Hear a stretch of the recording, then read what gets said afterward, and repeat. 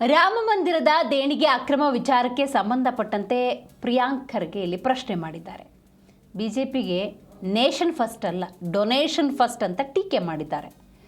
ದೇಶದ ಪ್ರಧಾನಿ ನರೇಂದ್ರ ಮೋದಿ ಹಾಗಾದರೆ ಯಾಕೆ ಮೌನವನ್ನು ವಹಿಸಿದ್ದಾರೆ ಅಂತ ಗೃಹ ಸಚಿವ ಪ್ರಿಯಾಂಕ್ ಖರ್ಗೆ ಇಲ್ಲಿ ಪ್ರಶ್ನೆ ಮಾಡಿದ್ದಾರೆ.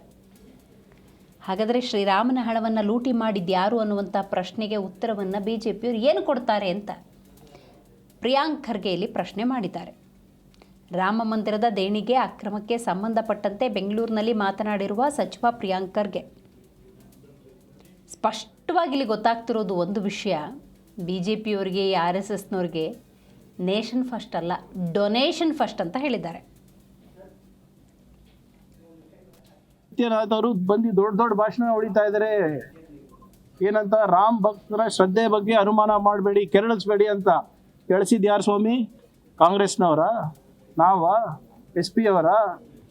ಲೂಟಿ ಹೊಡೆದಿದ್ದು ನೀವು, ನಿಮ್ಮ ಸರ್ಕಾರ. ನಿಮ್ಗೆ ಪಾಲ್ ಬಂದಿಲ್ಲ ಅಂತ ಏನು ಗ್ಯಾರಂಟಿ ಇದೆ?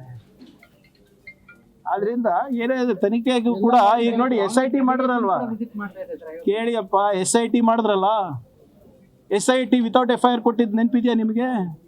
ಆಮೇಲೆ SIT ರಿಪೋರ್ಟ್ ಯಾರಿಗೆ ಸಬ್ಮಿಟ್ ಮಾಡಿದ್ರು? IAS ಆಫೀಸರಿಗೆ. IAS officer is a trustee, nominated trustee. ಅಂದ್ರೆ ಯಾರ ಮೇಲೆ ಆರೋಪ ಇದೆ ಅವರಿಗೆ ನೀವು ವರದಿ ಸಲ್ಲಿಸ್ತಾ ಇದ್ದೀರಾ? ಇದು ನಡೀತಾ ಇರೋದು. ನೋಡಿ ಇವರೇ ಬಹಳ ಸ್ಪಷ್ಟವಾಗಿ ಎದ್ ಕಾಣೋದೇನು, BJP ಅವರಿಗೆ RSSಗೆ ನೇಷನ್ ಫಸ್ಟ್ ಅಲ್ಲ, ಡೊನೇಷನ್ ಫಸ್ಟ್. ಹೌದಾ ಇಲ್ಲ? ಈಗ ರಾಮ ಮಂದಿರ ಪ್ರತಿಷ್ಠಾಪನೆ ಯಾರು ಮಾಡಿದ್ರು? ಪ್ರಾಣ ಪ್ರತಿಷ್ಠಾಪನೆ ಮೋದಿಯವರಲ್ವಾ?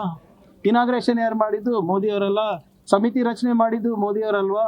15 ಜನ ಸಮಿತಿ, ಇಲ್ಲಿ 12 ಜನ ಕೇಂದ್ರದಿಂದ ನಾಮಿನೇಟೆಡ್ ಮೆಂಬರ್ಸ್ ಇದ್ದಾರೆ. ಯಾರು ಮಾಡಿದ್ದು? ಮೋದಿಯವರಲ್ವಾ? ಮತ್ತು ಈ ದೇಣಿಗೆ ಇಷ್ಟು ದೊಡ್ಡ ಹಗರಣ ಆಗಿದೆ ಅಂದರೆ, ಚಿನ್ನ ಇಲ್ಲ, ಬೆಳ್ಳಿ ಇಲ್ಲ, ದುಡ್ಡಿಲ್ಲ, ರಾಜೀನಾಮೆಗಳು ಕೊಡ್ತಾ ಇದ್ದಾರೆ. ಆದರೆ ಪ್ರಧಾನಿ ಮಂತ್ರಿಯವರಂತೂ ಮೌನವಾಗಿದ್ದಾರೆ. ಯೋಗಿ ಆದಿತ್ಯನಾಥ್ ಅವರು ಬಂದು ದೊಡ್ಡ ಭಾಷಣ ಹೊಡಿತಾ ಇದ್ದಾರೆ. ಏನಂತ, ರಾಮ್ ಭಕ್ತರ ಶ್ರದ್ಧೆ ಬಗ್ಗೆ ಅನುಮಾನ ಮಾಡಬೇಡಿ, ಕೆರಳಿಸ್ಬೇಡಿ ಅಂತ. ಕೆಳಿಸಿದ್ ಯಾರು ಸ್ವಾಮಿ? ಕಾಂಗ್ರೆಸ್ನವರ? ನಾವ? SP ಅವರ? ಲೂಟಿ ಹೊಡೆದಿದ್ದು ನೀವು, ನಿಮ್ಮ ಸರ್ಕಾರ. ಏನೇ ತನಿಖೆಗೂ ಕೂಡ ಈಗ ನೋಡಿ SIT ಮಾಡಿದ್ರಲ್ವಾ, ಕೇಳಿಯಪ್ಪ, SIT ಮಾಡಿದ್ರಲ್ಲ, SIT ವಿತೌಟ್ FIR ಕೊಟ್ಟಿದ್ದು ನೆನಪಿದೆಯಾ ನಿಮಗೆ? ಆಮೇಲೆ SIT ರಿಪೋರ್ಟ್ ಯಾರಿಗೆ ಸಬ್ಮಿಟ್ ಮಾಡಿದ್ರು? IAS ಆಫೀಸರಿಗೆ. IAS officer is a trustee, nominated trustee. ಅಂದ್ರೆ ಯಾರ ಮೇಲೆ ಆರೋಪ ಇದೆ ಅವರಿಗೆ ನೀವು ವರದಿ ಸಲ್ಲಿಸ್ತಾ ಇದ್ದೀರಾ? ಇದು ನಡೀತಾ ಇರೋದು. ನೋಡಿ ಇವರೇ ಬಹಳ ಸ್ಪಷ್ಟವಾಗಿ ಎದ್ ಕಾಣೋದೇನು,